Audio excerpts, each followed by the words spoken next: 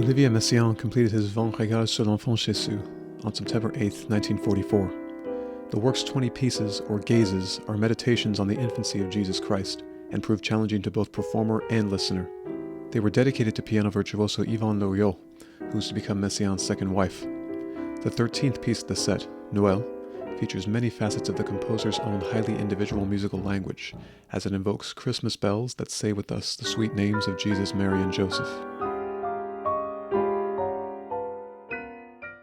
The piece opens with an ecstatic peal of Christmas bells that seem to joyously announce the arrival of Christ on earth.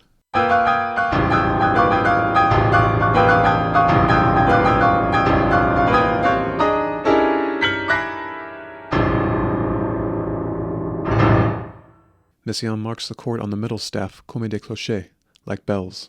To understand what makes this chord so bell-like, we must briefly consider the sonic spectra of actual bells and how they differ from those of most other instruments.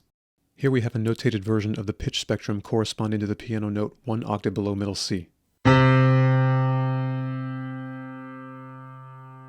Besides the fundamental pitch itself, there are an infinite number of higher frequencies, or partials, that sound above the fundamental frequency.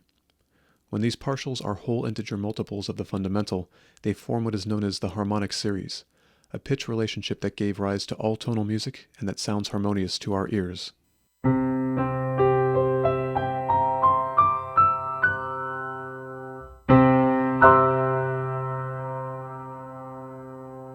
It is important to note that some partials of the harmonic series are out of tune with our system of 12-tone equal temperament.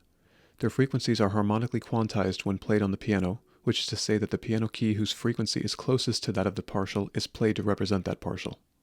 The sonic spectrum of bells have a high level of what acousticians call inharmonicity. That is, the partials above the fundamental frequency deviate, often widely, from that of the harmonic series and result in a sound profile that, though beautiful, can be fairly dissonant to our ears.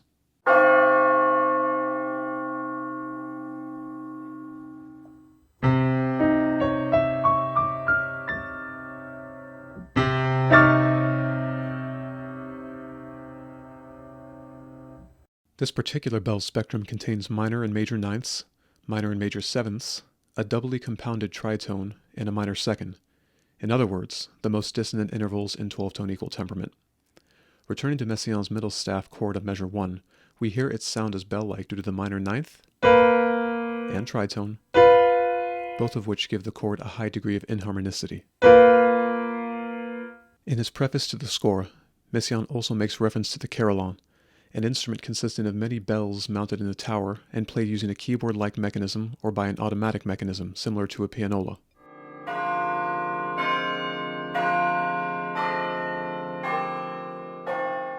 The right hand's material from the opening measures clearly imitates the sound of the Carillon by harmonizing the alternating whole steps with parallel harmony consisting of an augmented fifth, major sixth, and minor ninth.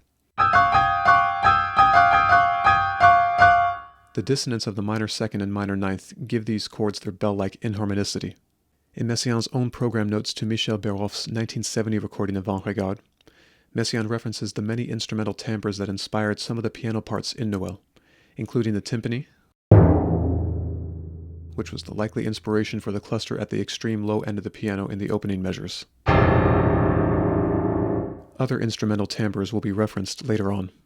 The rhythm of the opening section is characteristic of Messiaen's compositional language. Here, a symmetrical 4/4 bar is made into an imbalanced bar of 9/8 through the addition of an extra eighth note at the end of the bar. This added rhythm's irregularity is easy to hear when compared with this reimagined version of the opening bars, now set in a regular 4/4 meter.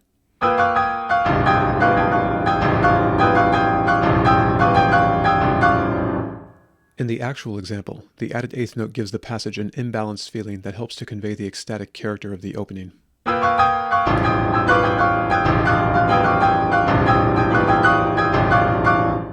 In measure 5, the alternating seconds that open the piece are expanded to 3 descending whole steps in the high notes of the right hand, while the low notes in the left hand form 2 ascending major seconds, mirroring the right hand.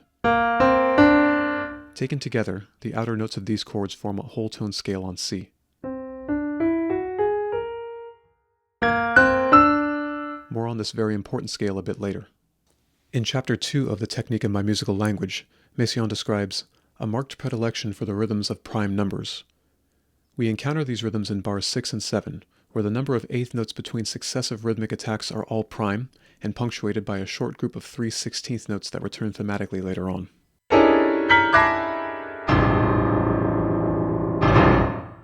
For Messiaen, music that conveys a clear and consistent metrical pattern is grounded in the earthly realm. That is, it is created by and representative of imperfect beings living in an imperfect world, whereas the irregular rhythmic groupings of prime numbers are closer to the music of the heavens. The chord heard at the downbeat of the 6th measure is drawn from Messiaen's 4th mode of limited transposition. These modes will be touched upon in much greater detail when surveying the piece's middle section. A far more salient feature of this chord is its voicing, which harmonizes each note of the upper structure's 0, 2, 5, 7 set with a note a tritone lower. This note collection is also a subset of the G-flat pentatonic scale, another set we will return to later. This process is repeated for the next chord of the measure, where the chord's upper structure, also a 0, 2, 5, 7 set, is doubled by the same pitch as a minor ninth lower. The superimposed transpositions of pitch structures a tritone and minor ninth lower recall the tritone and minor ninth of the left hand's chord at the downbeat of the 1st measure. The last chord of measure 6 contains all the notes of the C whole tone scale, and doubles the 2 highest notes of the right hand, with 2 notes a minor ninth lower. These features allow this chord to be heard as a summary of the harmonic materials heard through the first 6 measures, giving the chord its cadential quality. Messiaen also obviates for the listener a specific relationship between the pentatonic and whole tone sets. The 0, 2, 5, 7 pentatonic subset can be changed to a 0, 2, 4, 6 whole tone subset by moving the 2 high notes of the set a half step lower. This allows the composer to make a Debussyan shift between a note collection that has some tonal gravity to one that lacks it, a feature that will be expanded upon a bit later. Measure 7 contains another imitation of the timpani, providing punctuation to the material heard in the piece's opening. Measure 8 opens with a chordal figure that seems inspired by the sound of the marimba, and is followed by a repeated note figure invoking the sharp attack of the xylophone.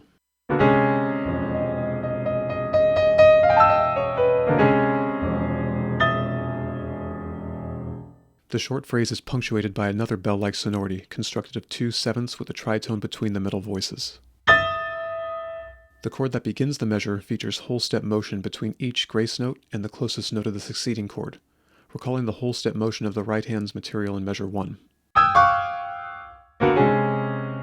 This chord also contains all the notes of the C whole tone scale except for E, which connects the chord with the material from measure 5 that presented this whole tone scale in the outer voices. The missing E is supplied by the left-hand dyad on the 2nd eighth note of the measure. The xylophone-like material in the right hand of this measure contains all the notes of the C-sharp whole tone scale, with an added E at the highest pitch. The C-sharp whole tone scale contains 6 of the 12 pitches in equal temperament. The notes not included in this scale form a C whole tone scale. That is to say that by deploying both the C and C-sharp whole tone scales in measure 8, Messiaen deploys all 12 chromatic pitches in a single bar.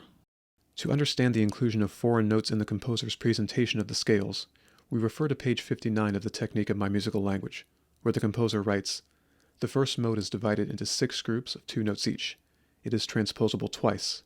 It is the whole tone scale." The composer describes the scale as being transposable twice for the following reason. If we compare the whole tone scales on C and D, we note that the latter is merely a mathematical rotation of the former.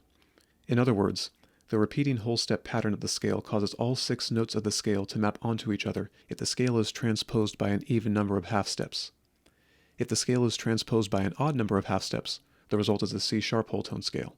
Ergo, there are only 2 unique transpositions of the scale.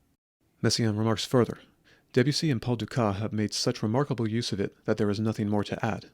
Then we shall carefully avoid making use of it unless it is concealed in a superposition of modes which renders it unrecognizable. It is for this reason that we encounter the superposition of both whole tone scales in this measure, as well as the inclusion of foreign notes in both the chord material and the xylophone-like material. Both techniques obscure and enrich the sound of this rather monochrome and potentially uninteresting scale. In measures 10 through 12, Messiaen returns to the high chords of measure 6. Deploying them in a lower register and as broken chords with what seems like a tom-tom accent punctuating each group.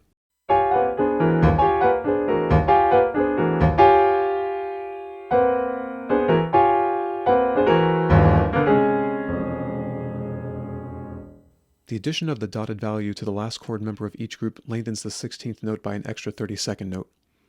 This serves to break up the regular rhythm of 4 16th notes that would have resulted otherwise, and creates a rhythmic link with the added 8th note of the opening measures. There, the added value resulted in bars of 9/8. Here, the added value results in a bar with 3 groups of 9/32. Measures 11 and 12 transition from the material in measure 10 to that of measure 13 by elongating the rhythms of the 16th note chords in measure 11, then by compressing the last 2 16th notes of measure 11 into a grace note figure at the midpoint of measure 12. This is followed by a return of the tom-tom-like accent at the end of the measure, which smoothly moves to the similar figure that begins measure 13. Measures 13 and 14 are a verbatim repetition of measures 8 and 9, creating a small ternary structure that will be reflected in a larger ternary structure as the piece develops. Measures 15 through 17 offer a scintillating variation of the material from measures 8 and 13.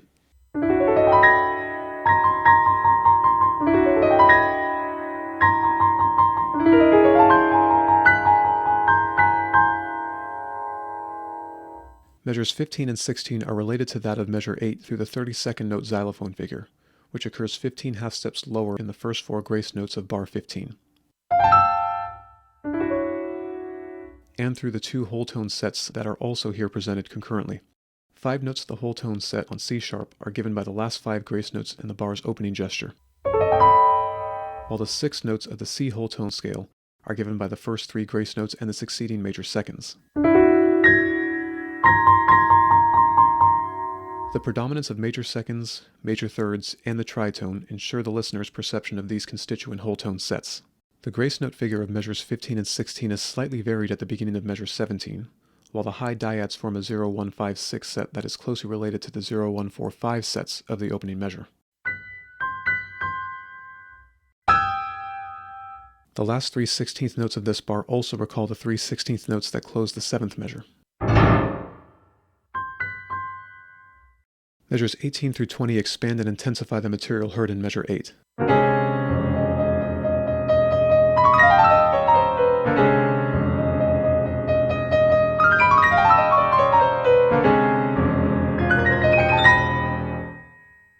Measure 18 develops the material heard in measure 8 through the interpolation of an additional set of 32nd notes, transposed a tritone higher than the original version which follows. The composer also interpolates an additional 16th and grace note to chromatically fill in the C sharp and B whole step. The process of intensification is taken still further in measure 19, with the interpolation of yet another set of 32nd notes starting on D sharp. Because these 2 interpolated 32nd note groups are whole integer transpositions of the original, the first 3 notes of each group are all part of the C sharp whole tone scale. The composer also intensifies the following 16th note material by chromatically filling in the motion from D sharp to B, and by adding grace note figures to the middle 3 16th notes. Measure 20 brings the preceding measures to a conclusion by deploying a 10/6 polyrhythm at a fortissimo dynamic. The right hand's material consists of a G-flat pentatonic scale with an added A,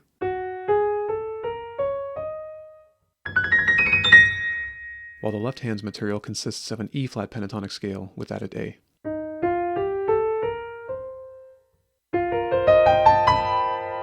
In keeping with Messiaen's previous comments, the added notes here obscure and complicate the pentatonic sound. Both hands arrive together on a dissonant major 7th, bringing the phrase to its cadence. Measures 21 through 25 restate measures 1 through 5 and round off the piece's first section. These measures transition sans détente to the next section of the piece, creating an extremely stark change in character from the ecstatic to the contemplative.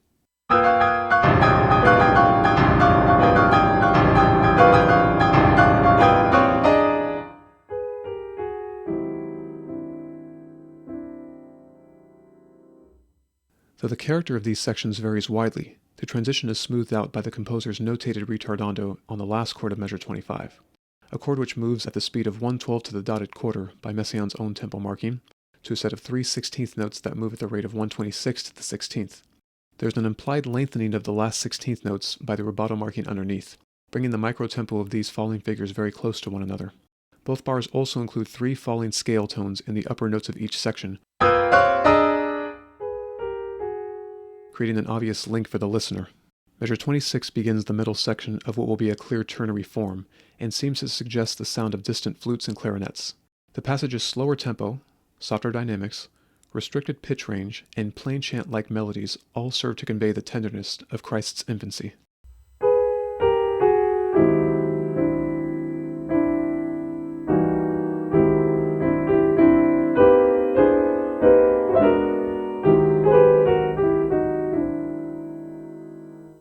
This passage features Messiaen's third mode of limited transposition, a set comprised of 3 consecutive half steps and their repetitions a major third and augmented fifth higher. It is readily apparent that Messiaen's first mode, the whole tone scale, is a subset of mode 3. This feature of modes 1 and 3 links this section's harmonic material with the previously heard whole tone and whole step material occurring throughout the piece's first section, and also develops those sets with a related yet enriched harmonic palette. The rhythm of measure 27 is an example of what Messiaen would call a non-retrogradable rhythm. That is, the rhythmic values are the same if read from left to right or right to left. For the composer, this kind of rhythm conveys a divine sense of time, a time without divisions into past, present, and future, but that is everywhere and eternal. In measure 28, Messiaen repeats the rhythms of measure 27, but diminishes the value of the dotted eighth notes down to 16th notes. The alternating minor thirds of measure 28 also recall the alternating major seconds of the first measure. Measures 31 through 34 repeat and intensify the material heard in measures 26 through 30, culminating in measure 34's decouplet flourish, which develops the 16th note figure of measure 30.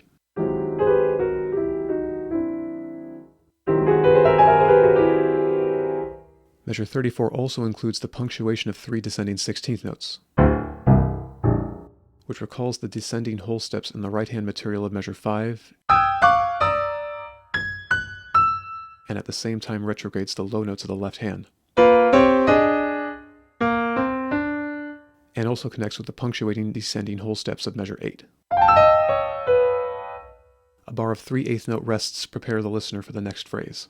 Measure 36 develops and expands the material heard in measures 26 through 28.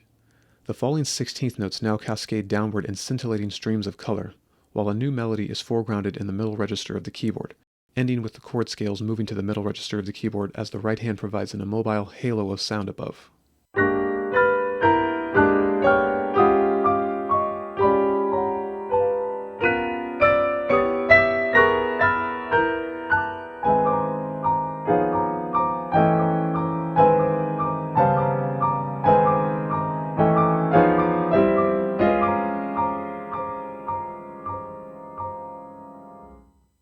In measures 36 through 38, Messiaen superimposes 2 of his modes of limited transposition. Mode 3 in the right-hand material, here transposed down a half step from the mode 3 scale used in measures 26 through 34, and mode 2 in the left-hand's material. These 2 modes share 6 pitches, allowing the scales to blend well together. Further, they aggregate to form a complete chromatic scale with a single missing pitch class, C, which affords greater contrast between this material and the material that follows, with its 21 repetitions of a trichord built upon C. Measure 37 connects with measure 27 through the use of the same meter, 5/8, as well as the use of a similar non-retrogradable rhythm. Further, the composer's inspiration for the melody of measures 36 through 38 is quite clear. In Chapter 8 of the Technique of My Musical Language, Messiaen lists several melodic styles and melodic examples that served as models for his own melodic language. One such melodic figure is found in measures 5 and 6 of Mussorgsky's Boris Godunov. Messiaen intervallically alters the original by expanding the first interval from a minor third to a major third, making the short musical figure less tonally clear. In bar 36, Messiaen deploys the motive in diminution, and interpolates an additional 16th note between the third and fourth pitches. He then transposes the mode of a minor third higher, taking advantage of mode 2's repeating intervallic structure, and appends an echo of the final tritone in measure 38. On the last eighth note of measure 38, the composer then returns to mode 3 for the material of the middle two staves, now in the third and final possible transposition of the mode. Though many of the chords are major triads, a sense of tonality is obfuscated by the mode structure, which yields triads from disparate, rather than closely related keys. Noteworthy is the mirror-like movement between the staves, which connects with the mirror-like movement of measure 5, and that creates a sense of focusing as the passage moves to the final chord, a chord that shares a note between the staves and provides a sense of cadence.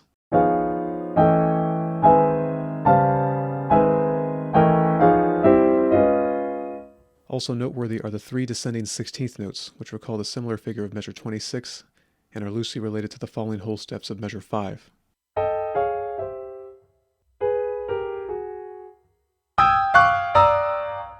The composer inserts another bar of 3/8 rests to close off this phrase as well. Measures 42 through 46 develop and intensify the phrase from measures 30 through 34, and end likewise with a scalar flurry followed by staccato falling whole steps in the bass.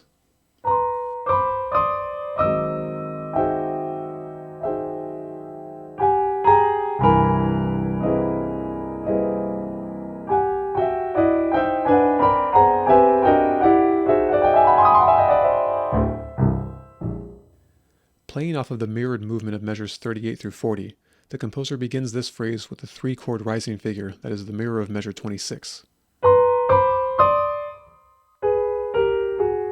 Likewise, quasi-mirror motion occurs in the string of 16th notes that lead to the cadential gesture. Connecting with measures 31 and 32, the composer also sets this phrase within the same transposition of mode 3, and includes an example of rhythmic diminution between the dotted 8th note chords of bar 43, which are shortened to 8th note chords in bar 44.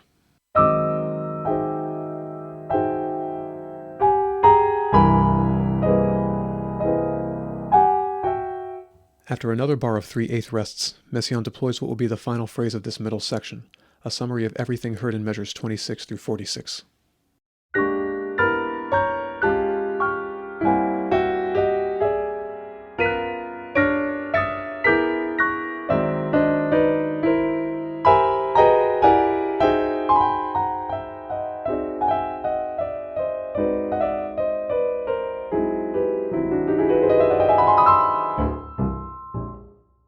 The phrase begins with material very similar to that of measure 36, and which lasts just 5/16 notes. Before the right hand jumps registers and the dynamic moves from piano to mezzo forte. At this short figure, also 5/16 in length, we encounter quasi-mirror motion between the right hand's material and the left hand's thumb. The latter part of measure 49 again cross-cuts back to material similar to the end of measure 37. And after 5 brief 16th notes, jumps back to the mezzoforte dynamic and the mirrored motion in the middle of the keyboard. At this point, the music achieves its loudest dynamic level for this middle section, forte, and moves in 6-voice parallel harmony down the mode 3 scale, evoking the 3-note descending figure heard throughout the piece. The composer then deploys a 3-fold repetition of the material heard at the beginning of measure 30, and that consists of 5/16 notes that begin with a leap upward and move from a grace note figure to descending stepwise motion.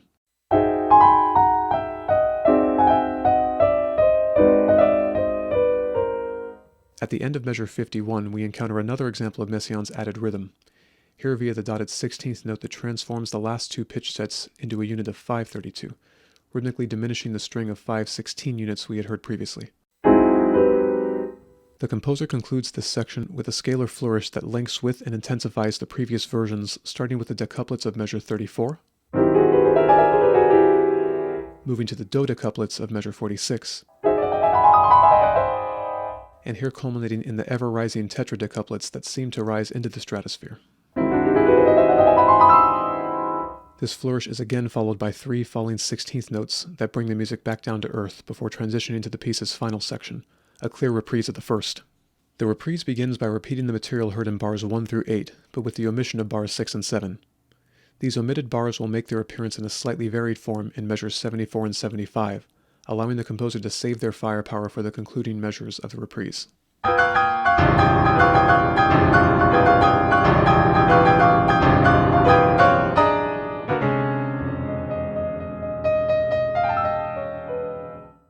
Acknowledging human mnemonic capacity, the composer employs further truncations to the succeeding material, as measure 60 repeats measure 10, but omits measures 11 and 12.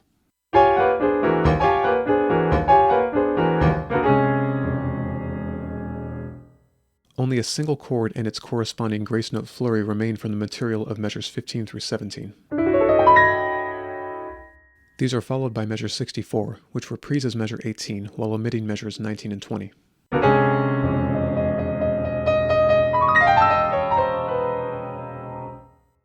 Measures 65 through 69 reprise measures 21 through 25, and measures 70 through 73 develop and intensify the material from the preceding measure, pushing the piece to its vertiginous climax.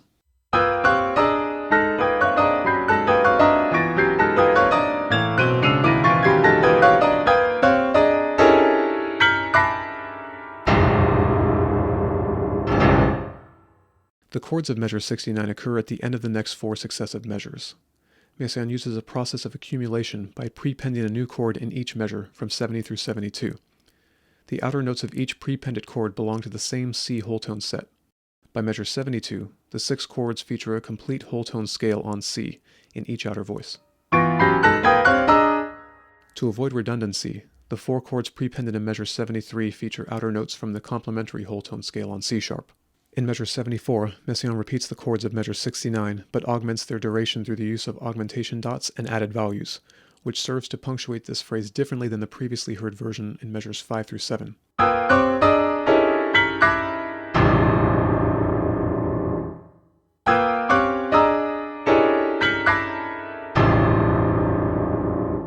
This signals the approaching final cadence. Measures 77 to 79 briefly recall the opening measures of the middle section before being interrupted by the final timpani blast that brings the piece to its brusque close.